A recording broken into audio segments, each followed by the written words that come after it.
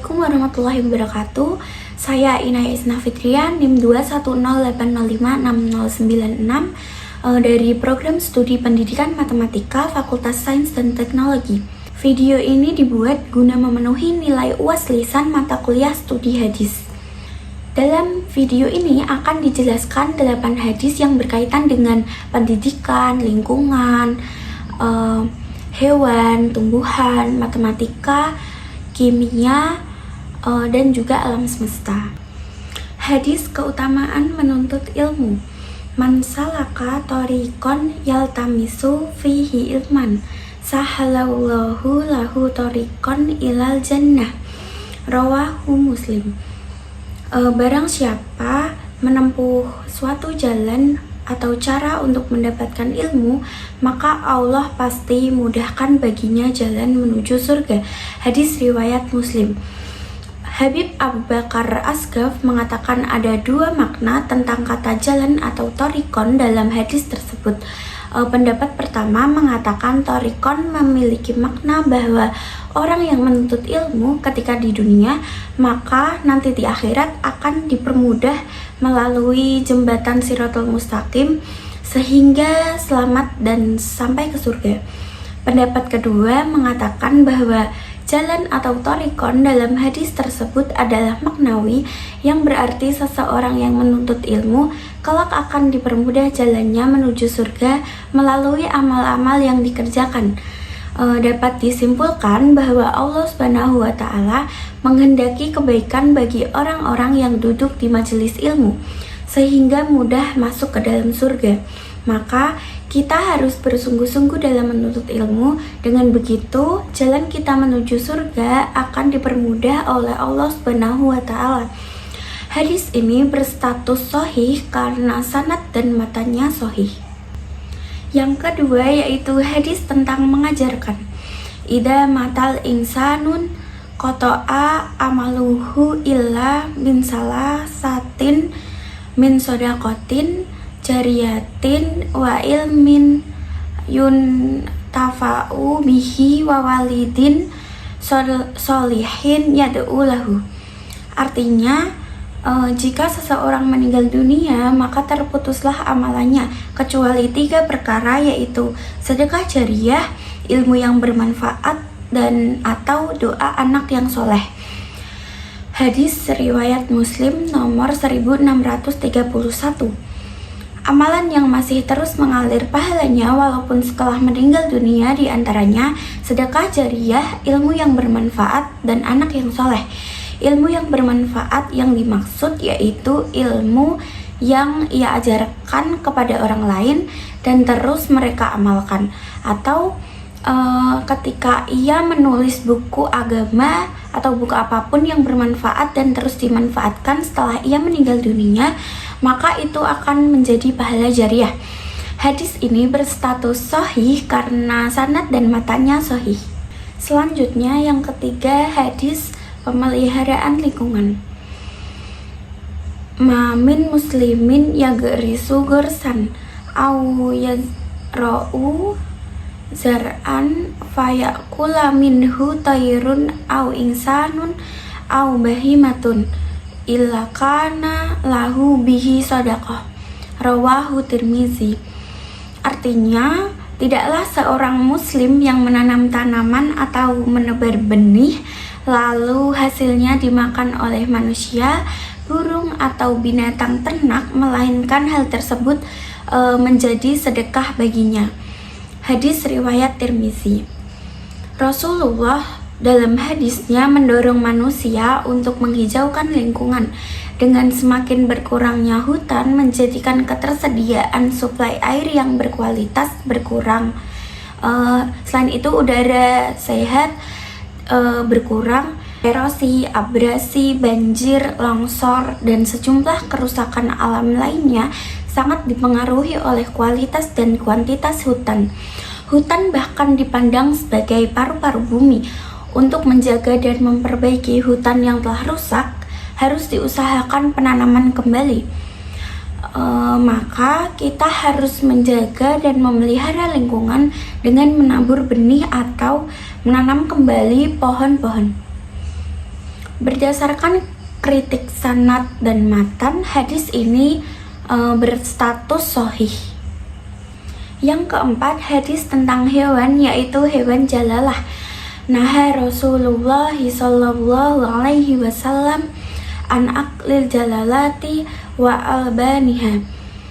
Artinya, Rasulullah sallallahu alaihi wasallam melarang dari mengonsumsi hewan jalalah dan susu yang dihasilkan darinya. Hadis riwayat Abu Daud nomor 3785 dan At-Tirmizi nomor 1824. Hewan jalalah adalah hewan seperti unta, sapi, kambing, atau ikan yang mengonsumsi yang najis atau mayoritas yang dikonsumsinya adalah najis. Imam Ahmad dan Ibnu Hazm mengatakan bahwa daging atau susu dari hewan jalalah tidak boleh dikonsumsi. Hewan jalalah bisa dikonsumsi lagi apabila bau-bau najisnya hilang setelah diberi konsumsi makanan yang bersih.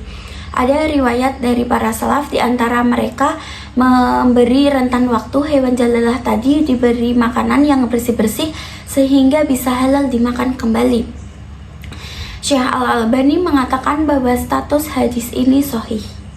Selanjutnya yang kelima, yaitu hadis tentang tanaman habatus sauda. Ma min da'in illa fil habbatus saudai minhu shifaun illa sam. Artinya, sesungguhnya di dalam habatus sauda ada kesembuhan untuk setiap penyakit kecuali kematian. Dalam hadis dikatakan bahwa habatus sauda dapat menyembuhkan segala penyakit. Habatus sauda berkhasiat mengobati segala jenis penyakit dingin, bisa juga membantu kesembuhan berbagai penyakit panas karena faktor temporal. Biji habatus sauda mengandung 40% minyak takasiri dan 1,4% minyak atsiri, 15 jenis asam amino, protein, CA, Fe, Na, dan K. Kandungan aktifnya timokoinon, titimowinon, timohidrokuimon, dan timol. Telah terbukti dari berbagai jenis penelitian ilmiah bahwa habatus sauda mengaktifkan kekebalan spesifik atau kekebalan didapat karena ia meningkatkan kadar sel-sel T pembantu, sel-sel T penekan, dan sel-sel pengalami. Hadis ini berstatus muslim. Hadis ini berstatus sahih Muslim. Hadis ini berstatus sahih Muslim. Yang keenam, hadis tentang matematika, yaitu operasi hitung. Rasulullah Shallallahu Alaihi Wasallam bersabda, "Man shoma Ramadana tsumma atba'ahu sitan min Syawalin kana kasiyamid dahr." Artinya, siapa saja yang berpuasa Ramadan kemudian dilanjutkan dengan 6 hari berpuasa di bulan Syawal, maka seperti pahala berpuasa setahun. Hadis riwayat Muslim. Pada hadis tersebut terdapat keutamaan ibadah puasa, yakni puasa Ramadan dan Syawal. Rasulullah menyebutkan bahwa ibadah puasa Ramadan ditambah 6 hari puasa di bulan Syawal sama halnya dengan puasa selama setahun penuh. Pertanyaan yang muncul adalah, bagaimana nilai ibadah puasa 1 bulan 6 hari dapat setara dengan puasa selama 1 tahun? Pertanyaan tersebut sebelumnya telah dijawab oleh Abdus Sakir yang memaparkan bahwa operasi hitung pada hadis ini dapat dijelaskan melalui Al-Quran surat Al-An'am, tepatnya pada ayat 160. Allah berfirman, barang siapa membawa amal baik, maka baginya pahala 10 kali lipatnya. Berlandaskan ayat ini diperoleh informasi bahwa nilai pahala ibadah puasa seseorang selama 1 bulan akan bernilai 10 bulan karena dikalikan 10 di sisi Allah Subhanahu wa Ta'ala. Dan tentu pula ibadah puasa selama 6 hari akan bernilai selama 60 hari karena dikalikan 10. 60 hari setara dengan 2 bulan. Dengan demikian dapat didapatkan hasil akhir 10 bulan ditambah dengan 2 bulan akan sama dengan 12 bulan atau 1 tahun. Hadis tadi termasuk hadis yang sahih karena sanad dan matanya sahih.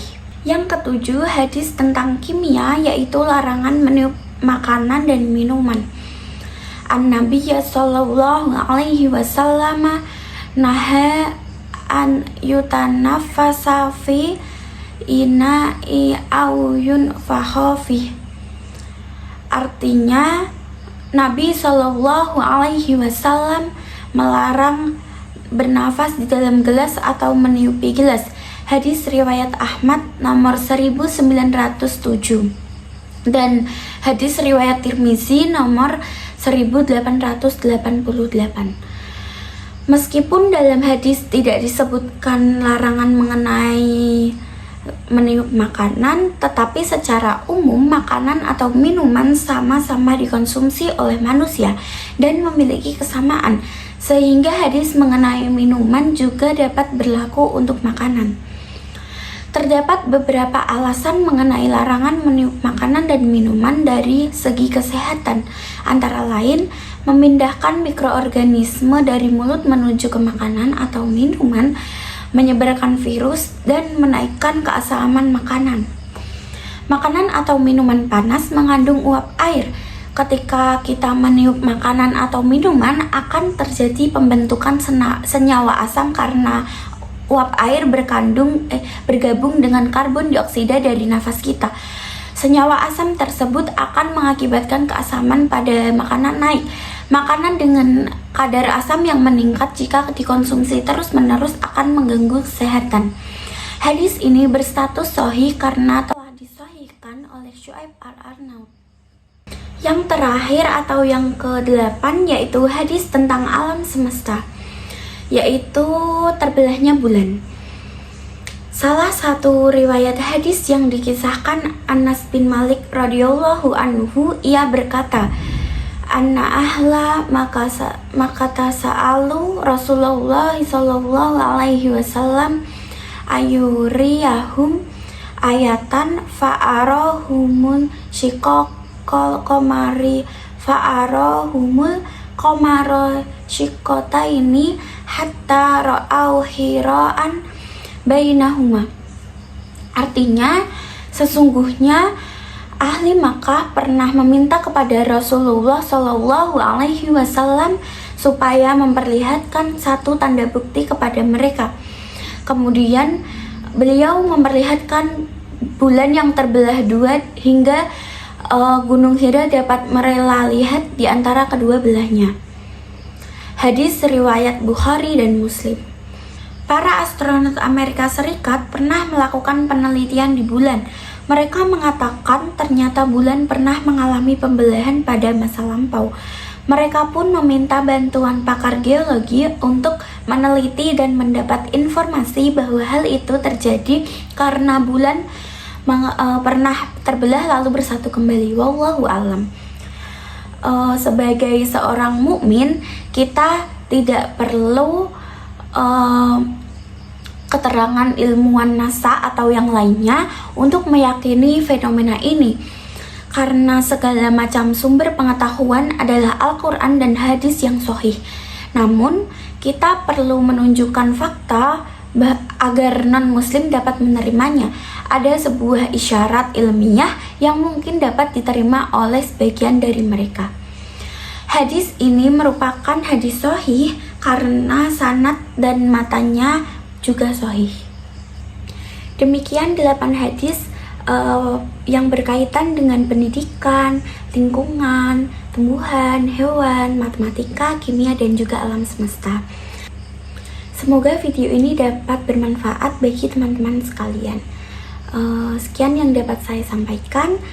Terima kasih. Wassalamualaikum warahmatullahi wabarakatuh.